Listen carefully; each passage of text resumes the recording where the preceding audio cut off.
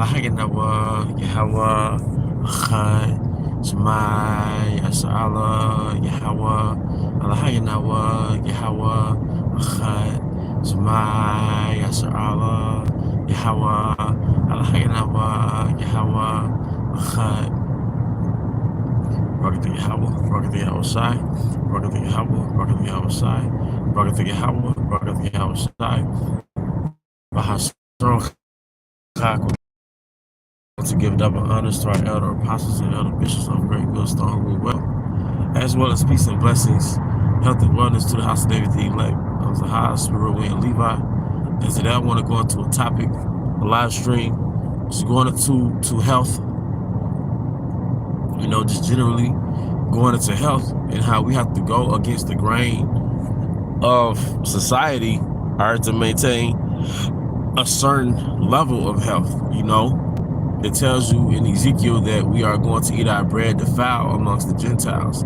So we are not going to just purely be healthy, but we could be a lot healthier than what we may currently be. All right. We could be a lot healthier, man. All right. Healthy in the sense that we're getting adequate sleep. All right. We're not always in pain. All right. We're feeding our body, all right, not only the dietary laws, but more of an alkaline-based diet, okay?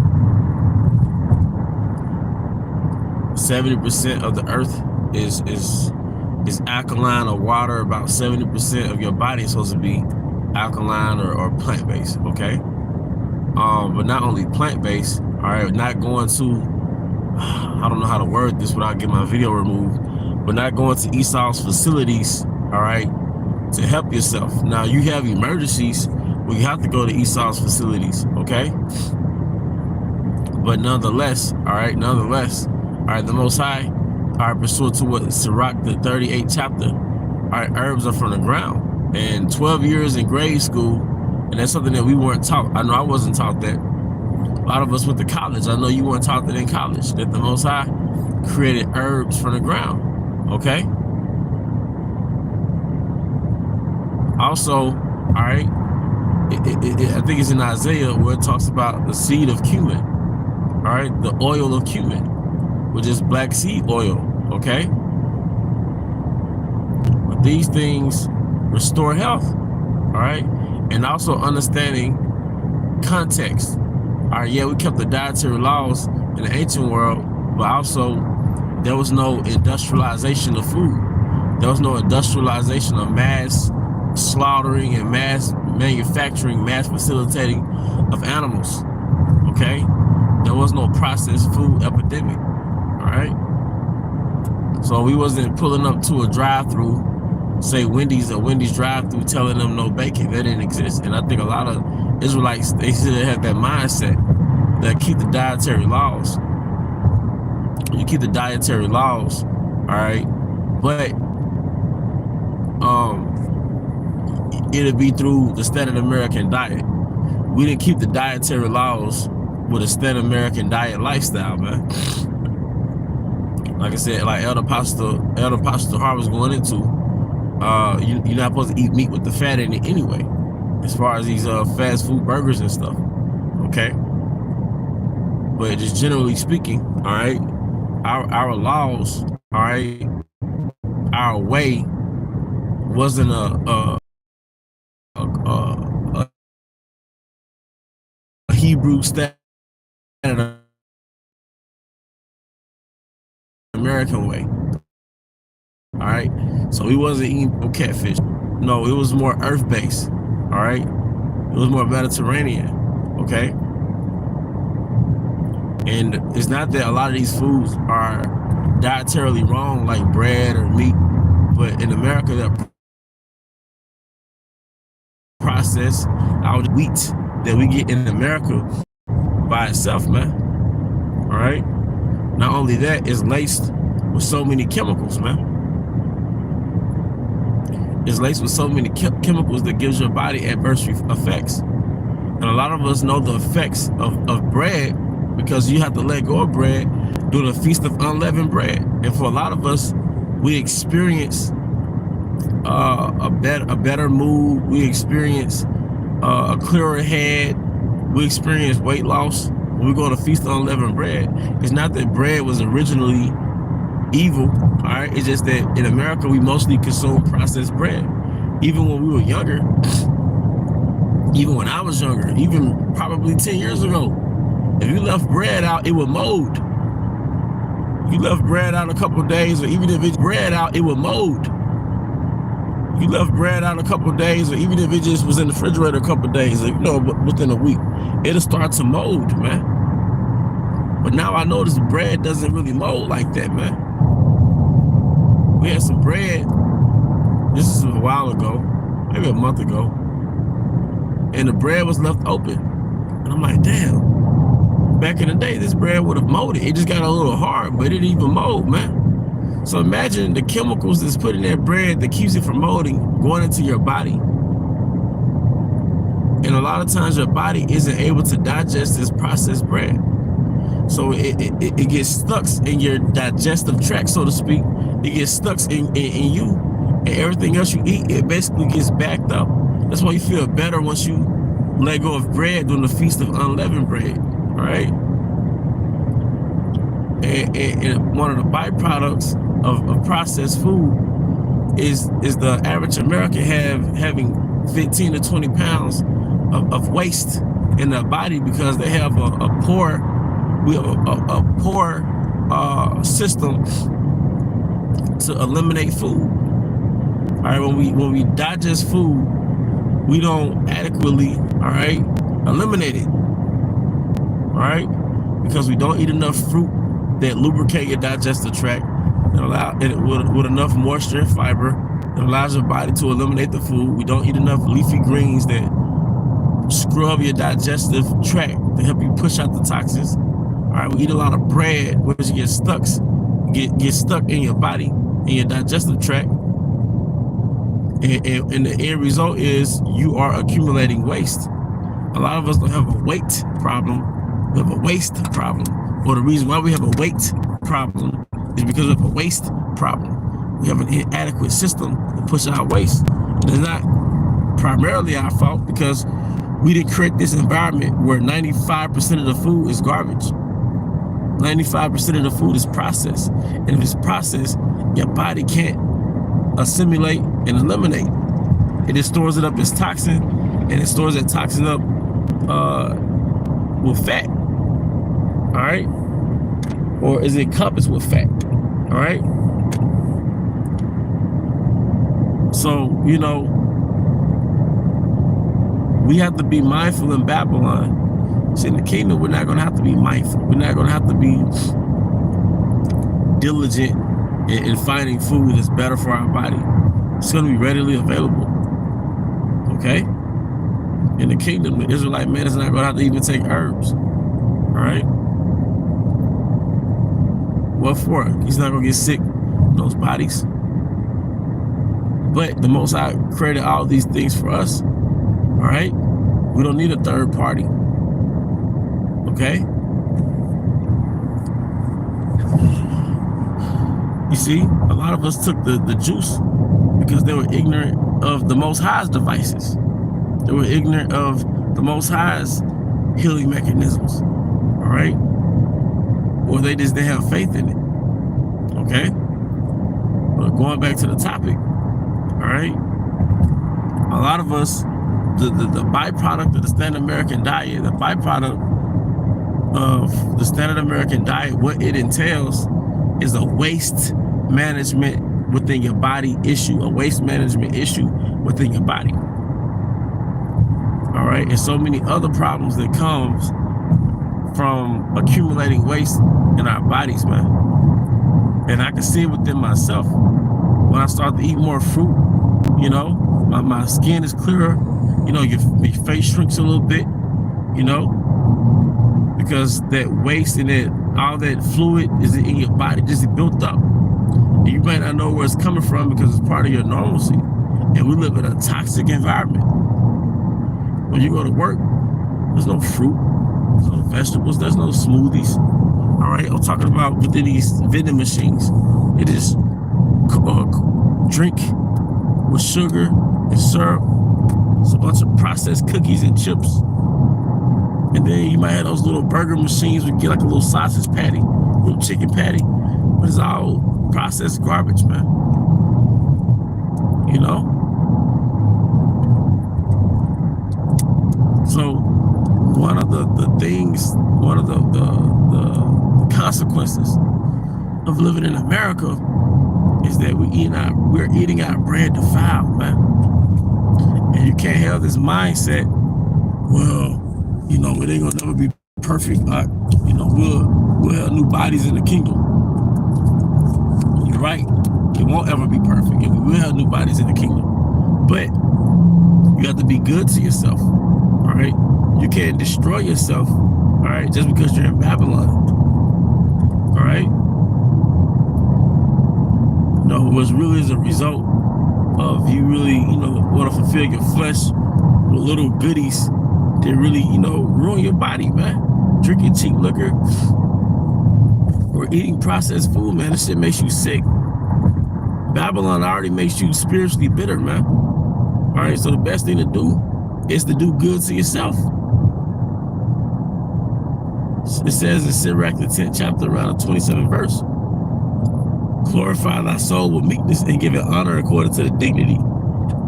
So part of having dignity or self-worth, all right, is doing good to yourself, man. You know, not partaking in the king's meat. And his meat is very defiled and processed, man. You see, it's good to do lessons like this. It's needful to do lessons like this, because we'll go through the hustle and bustle of Babylon and neglect our health. Insidiously, we don't make an effort to. We're not making an effort to neglect our health, but you get caught up in the matrix, man. Like I said, you got to go against the matrix just to eat healthier. You know, everything is laced with sugar. You know, everything is damn it laced with sugar. You know, like what for, man? All right, when you take that corn syrup, not that corn syrup, when you take cane syrup and you process it, it's a drug. When you take any residue of a bean or a vegetable, all right, and you process it, it's now a drug. Where do you think cocaine came from? Cocaine came from a plant, a leaf. And you processed it, man. All right, and then you took that, which was cocaine, and you concentrated it and made crack. So all drugs, all Esau's drugs that came from something. All Esau's drugs, all right? All Esau's drugs came from something, all right?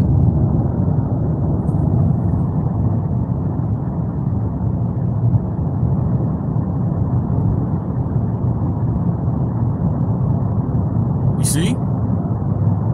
So we have to be mindful, because we have to be mindful not to just blindly take Esau's defiled meats. All right, we have to be diligent and do our research, and the elder apostles are great examples of us being diligent and doing our research, man. They've been great examples of being diligent and searching what's the best food to put into your temples, man. All right, because yeah, we can't say yeah we're Israelites, we're princes of the power, we're princesses of the power. We don't have that noble mindset to be diligent as to what we put into our temples, all right, and how we put it into our temples, and what time of the day we put it into our temples, and what time of the day we stop putting it into our temples, man. It's not gonna be perfect because we live in Babylon, all right? But once again, we have to be diligent and vigilant, all right? We can't just blindly partake in the king's meats. We can't just blindly maneuver in this weird ass carnival that we live in, man. All right?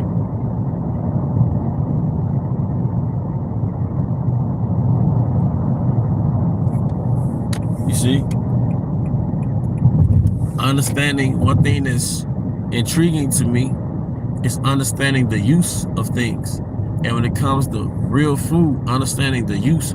What's the Most High's use and purpose for okra? What's the Most High's use for dandelion leaf? What's the Most High's use for Granny Smith apples. All right. Why are certain herbs or certain fruit bitter, all right, or sour, whereas others are really sweet? All right. What's the purpose of this? What was his intention behind this within the human body? What's the purpose behind peas and beans? All right.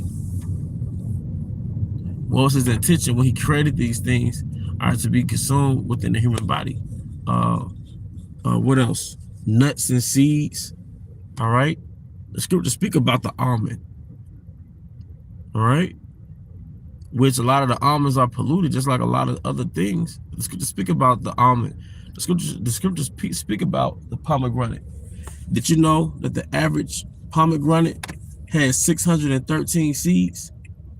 They call the seeds arrows, A-R-I-L-S, arrows. I think that's how you spell it.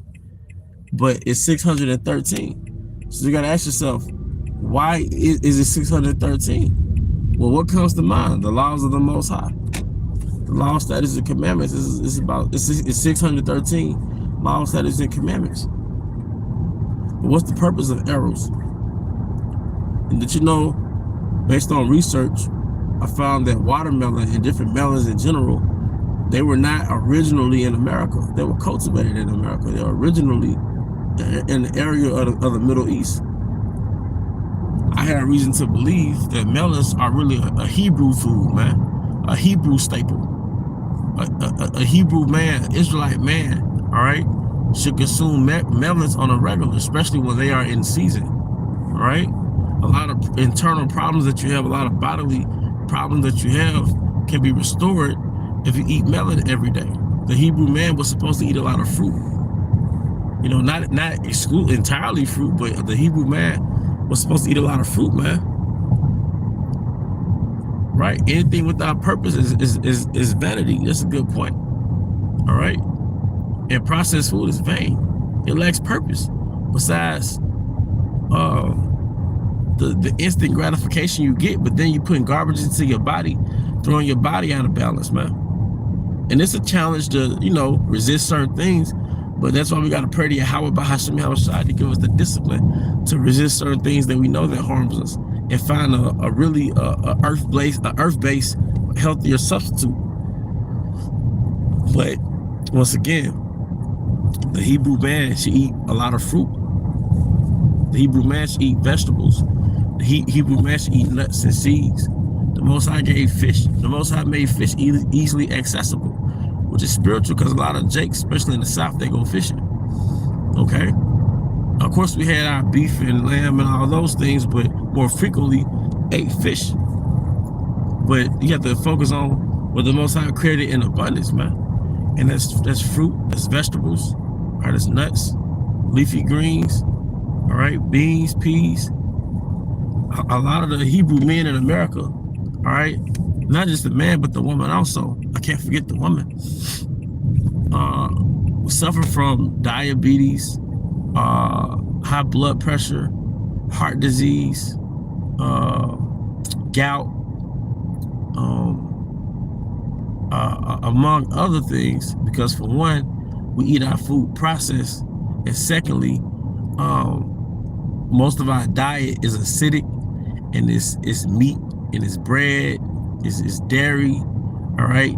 But we don't, most of our diet is not fruits, it's not vegetables. That's supposed to be the bulk of your diet. Your diet, the way you eat, or what they call your livet, is not supposed to be a system that accumulates waste. Your diet, or the way you eat, is supposed to have a system of really cleansing. It's supposed to create a cleansing system, all right?